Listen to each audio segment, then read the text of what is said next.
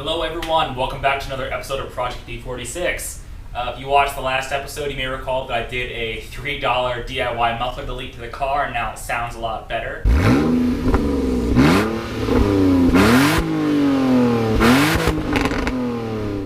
But astute viewers may have noticed in that episode that I also mentioned I was working on the rear differential on this car. I'm in the process of swapping out the rear differential on the E46, so that means the exhaust has to come off.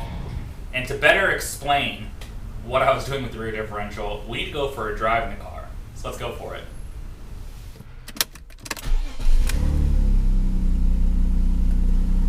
Okay, so now that we're on the road, let's talk about differentials. People who've been watching this build from the very beginning may recall that one of the very first things I did with this car, basically as soon as I bought it, was I did drop the whole rear axle and subframe assembly so I could do all chassis reinforcements, all the bushings, and everything you need to do to an old E46 all in one go.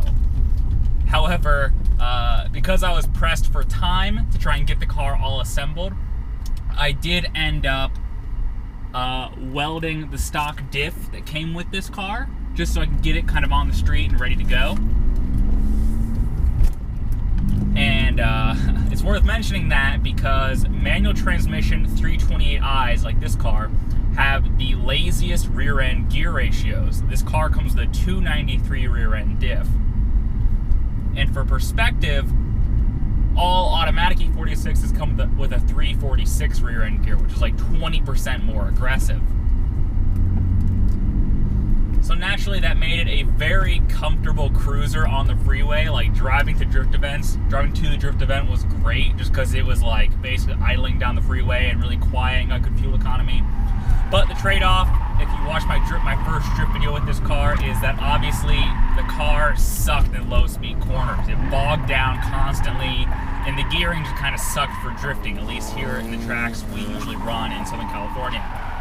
So I knew after that event that one, the car had to be louder, two, I had to put a better seat in it, which I did those two things, and three, I needed to improve the gearing for drifting events out here in California. So I went down the rabbit hole of exploring all the E46 differential options. E46s are kind of odd because every single sub-variant of the E46 had a different gear ratio. So to keep it short, there was a 293, a 307, a 315, a 323, a 346, and a 391 rear end differential that all are plug and play with this car. And so obviously I wanted something that was quicker, more aggressive than the 293, and any of those are an improvement. So I went to the local Craigslist and Facebook groups and tried to find a used diff for sale that I could buy and weld up for drifting. And I did end up finding one really quick. I found a 307 that I bought. I ended up selling it because I was like, well, I want something more than that. I'm really indecisive. It's a common theme with this build. So I ended up finding a 315 rear end, which came off of a 330i, although I didn't look very closely at that car because it was a late model that has a 6-speed manual transmission. This car is a 5-speed, and all the 6-speed cars have a different drive shaft design. So the differential, long story short, I bought the diff, brought it home, started to take this diff out and realized, oh shit, this new one doesn't fit. Fortunately, I was able to, again, sell that diff actually for a little bit of a profit, which was nice. And I was kind of back to where I started, which was very annoying. I ultimately decided, f it, I'm going to get the most aggressive, easy to find diff, which is a 346 rear end gear.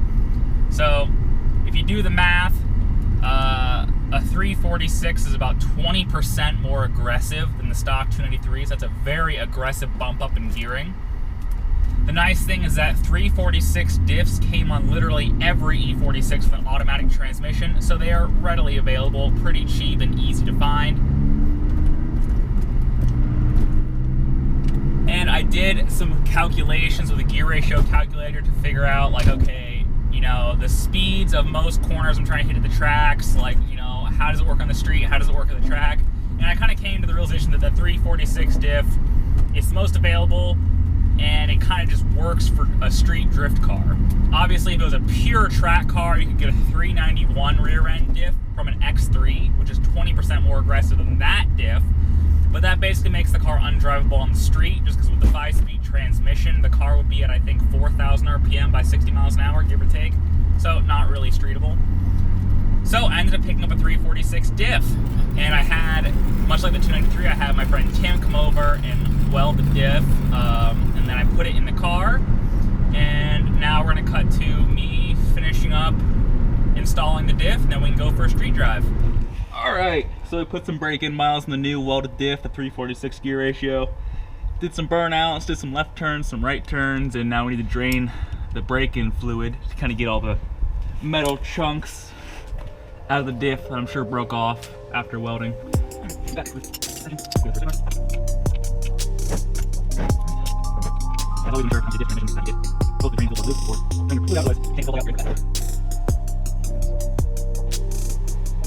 you can just see metal particles from all the crap from the welding coming out in the fluid. Obviously it's not like bad, but got to change it out. Oh, that comes up across from the camera. You can see little shiny slivers in the oil. That's all the excess junk from welding. Also, while I'm under the car today, the muffler delete sounds really good with the turn down, but by cutting off the rear muffler, we did delete a hanger. So the exhaust has some more movement since this kind of far corner isn't being supported. It's not bad. If you really kind of wrench it, you can see it knocks the subframe right there. It doesn't make any noise under driving under a load, but you may as well take some precautions because drifting's pretty hard on the car. I'm gonna stiffen up the exhaust hangers with a little DIY trick. So check back in on that in a minute. All right, so these are the rubber isolators that hold up the center section of an E46 exhaust. It's pretty simple. There's studs on either side, and it's basically a plate that bolts on underneath these onto the body of the car. These sit on the plate, hold the exhaust up. They're actually made of a pretty hard rubber if you look at them, but it is a voided design, so you can see there's a lot of flex and give. When your exhaust is stock, that's totally fine, but like me, I deleted the rear hanger when I deleted the muffler delete, so I wanted to stiffen these up to minimize the amount of exhaust flex you get. So I'm going to do something I've done to other rubber mounts on other cars before. I'm going to fill the voids with liquid polyurethane. It's pretty simple. Buy liquid polyurethane, whatever your preference. This is Loctite Premium, but there's tons of different kinds. Clean out the voids and recesses where you're going to put the urethane so it can bond pretty well. Just clean and degrease them. And what I did here is I made little plates to put on one side of these hangers. That way the polyurethane kind of has a natural stopping point. So let's tape on these stoppers and then lay a polyurethane down. Use fresh polyurethane to glass.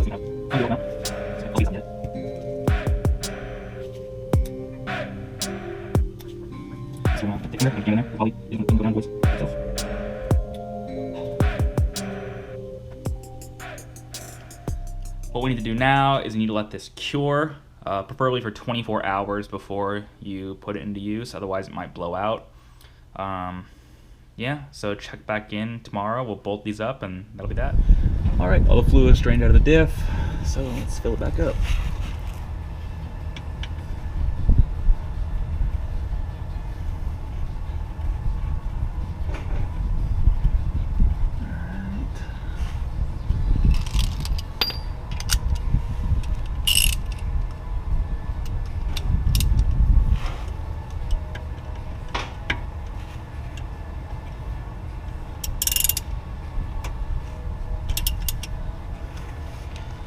Alright, and because we can't let gravity push, drop the fluid into the diff, we have to pump it up. So, little fluid pump.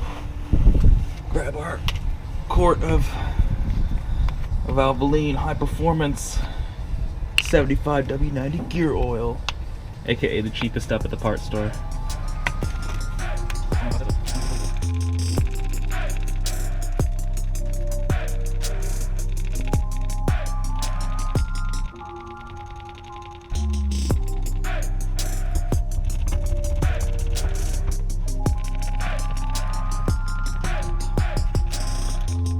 full.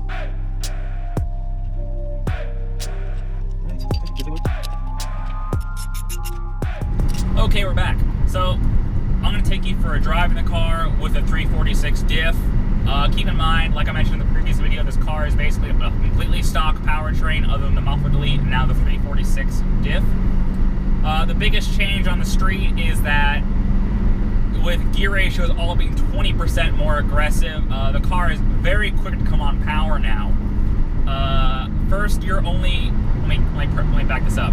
With a 293 rear end, first gear went to like 40 miles an hour and second gear went to over like 70 miles an hour if my math is correct. And in a car that only makes 190 horsepower at the crank, that's too long for a performance application. So obviously you cut that down 20% quicker with this new diff, and first gear goes to like 30 miles an hour, second goes to like 55 miles an hour, and so on and so forth. So obviously that's great when you're in second gear drifts, because that means basically the car, as long as you're over about 30 or so miles an hour, the car's in the power band in second gear, which is great for drifting. The trade-off, obviously, I'm on the freeway now. Freeway revs in fifth gear, obviously much higher than with the 293 rear end. Let's see, and at 60, I'm at 2,900 RPM. So obviously, that doesn't sound like a ton, but in a car that only revs at 6,500, really only likes to go to about 6, that's a lot. My fuel economy has taken a small hit. I've noticed just driving around. You know, obviously this is a car I built to drive to the track and go drifting, so fuel economy isn't a massive concern, but when you're on the open road, it does seem like the 346 diff dropped my cruising MPG by about 2 or 3, so substantial, but livable for a street drifter. Okay, so we are in second gear right now, going 25 miles an hour. We're already at 3,000 RPM. That just kind of shows how aggressive this diff is. And so obviously now, the car picks up at low speed that much better.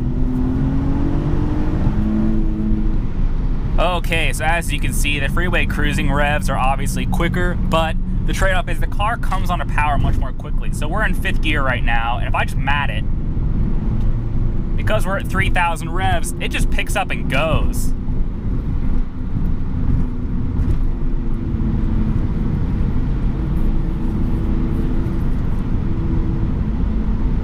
So at 70 miles an hour, I am turning 3,300 RPM. Obviously not great for the fuel economy, but the trade-off is if I downshift into third gear, which only goes to about 85 miles an hour now, the car is much quicker to accelerate. See, at 60 miles an hour, we're at almost 5,000 RPM in third. And obviously, you're right in the power band. There's red line in third gear at 83 miles an hour.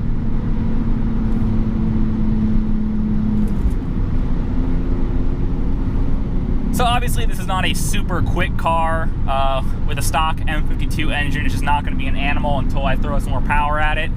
But this diff upgrade is really useful as far as improving the pickup, especially down low. I'm going to cut to me doing a quick off-the-line pull, and you'll see just how much faster this car is. All right, I'm going to roll into it in first gear and take it from there. All right. See, first goes about 35, second goes about 55, and man, this thing picks up so much quicker. Look at that. Already redlining third, into fourth gear. Man, this thing is so much quicker with the diff upgrade. I cannot even explain how much faster and better the car feels. If you're like on the fence debating a diff upgrade, and you have a manual E46, get the 346 rear end gear and just enjoy the hell out of it. I know I have been. Okay, so that is the 346 rear end gear upgrade video. Hopefully you found this useful to kind of see how much quicker the car feels and kind of how much better the car is after the diff swap. Yeah, stay tuned. I'm going to try and keep cranking out these videos when I have time. Alright, thank you very much for watching. Have a good day. Bye.